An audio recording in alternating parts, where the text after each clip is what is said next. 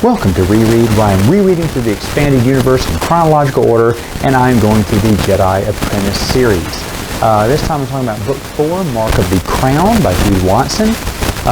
Obi-Wan and Qui-Gon finally get to their destination that Qui-Gon was talking about going to from the very first book. They go to the planet Gala, where they meet the Queen. The Queen is about to end her reign of royalty. A long line of people, descendants before her. There's been a lot of civil unrest on the planet, so she's going to open it up to an election and select a governor. They're going to go from a, kingship to a governorship. And she wants a peaceful transition. Now, there's a couple of candidates up for the role, and one of them is her own son, Prince Beju. Prince Beju we have talked about earlier. Well, I think I mentioned him earlier, but he was in the Hidden Past book, and he was the one who was working with the Syndicate on a little Bacta scam on the planet Findian or whatever. And so he already knows Obi-Wan and Qui-Gon, and he's not happy with them. He didn't trust them at all, and he wants a shadow on them at all times. And so they agree to this. Qui-Gon does. Obi-Wan does not like this, but Qui-Gon just says, hey, keep our shadow busy. I'm going to disappear and I'm going to leave the palace. Break the rules. Just tell them I'm always meditating or sleeping, or I'll take my dinner in my room.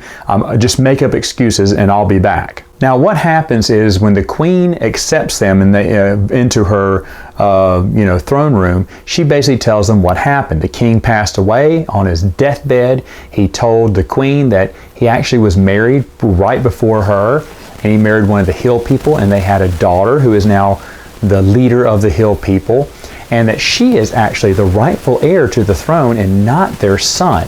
Now, even her own son doesn't know this, and the reason why, I think her name is Elan, can tell that she is part of the royal ascendancy, because even she doesn't even know, is that she will bear the mark of the crown. The prophets or priests there will do this ritual, and a mark of the crown will be there. That's the whole title of the book, even though I think the book is mistitled. It should have been called Legacies, because the Queen is talking about her legacy. She is dying, and even though she loves her son, she doesn't want her son to be the next governor. That would cause more civil unrest. They would think the whole democracy was a farce. And so she's hoping that one of the other people will win, but she's wondering, how can I, end my legacy on, something positive at the end? And she thinks that coming clean and letting the Hill people's leader know that she is actually bears the mark of the crown, the last princess in the line, would be something to kind of, establish her legacy among her people. She's the last in her long line of royal descendants. And that's what gets Qui-Gon thinking about his legacy. How will his legacy end? How will he impact? And it's kind of neat because they kind of tied that up at the end. I'll just skip and tell you that, of course, Qui-Gon convinces Elaine to come in to help out the Queen, who they find as being poisoned. It turns out to be Obi-Wan's little friend, who's the shadow of the Jedi, but you think he's a good guy. And even I had forgotten this twist too. Obi-Wan became friends with this boy. He has always served the royal family. He's proud to serve the royal family. He's sad that the Queen is dying. But the thing is, though, he has been poisoning her this whole time. Because, if she gets poisoned, then the prince will take over and he will stop the elections, and he can still serve in the royal palace. Why be, a peasant on the streets than be a peasant in the palace? You still get to live in the palace. So it makes sense. Now, Qui-Gon has the foresight to say, I think that's the guy. And Obi-Wan's like, no, that can't be him. Obi-Wan's leading with his heart instead of his head, which happens throughout this whole series, especially in the next book I can't wait to talk about. But so the prince finds out later on that he's not the rightful heir that this Hill person is. He's mad about that, but he's also mad that someone's been poisoning his mom. So it hasn't been the prince. It's also one of his trustful aides. It's the whole thing, right? Like in Aladdin, Jafar, the aide always wants the power. So the person behind him wants the power and wants to keep Prince Beju there. And even if Prince Beju loses, he's made a deal with the rival to win. But when the scam is, revealed and he is arrested, then the prince and the Queen back the only true good candidate for governor. So do the Hill people. And so all the voting, they all turn out on voting day, and the right person wins the governorship.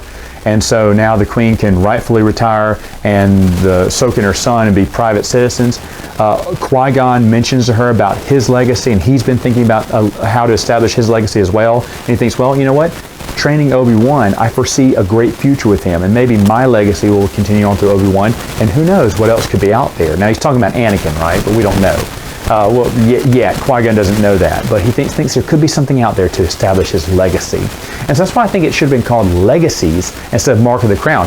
The Mark of the Crown is done at the very end to show Prince Beju that he is not the true heir in the royal family. They do the ritual and say, see, there's no crown that appears above you. And then they do it to her, Alan, at the end, and she bears the Mark of the Crown. Okay, and that's why you called the book The Mark of the Crown? Honestly, Legacies is a great name because that's what the Queen is trying to establish, the end of her legacy, and Qui-Gon is questioning his own. How will he establish? How will he make his mark in the galaxy as well? The book overall is not bad. Jude Watson, again, is continuing on this big story arc. Oh, by the way, one of the, even though it's kind of thrown in there, one of the politicians is being backed by Xanatos, one of Xanatos' companies. So there's Xanatos in there, because remember, he's the big story arc at the end here, or at the end of the first story arc. He's the big baddie. So they have to mention him again, that he's still around, or his influence has been on this planet, but not him directly involved. He'll become directly involved later on. The story, like I said, it's just one little adventure, and the whole sea of this probably doesn't matter that much, but again, I was engaged the entire time. I'm still enjoying Jude Watson's Jedi Apprentice series. No big surprise there, but for the second time through rereading this one, it's been great. All right, folks, see you next time.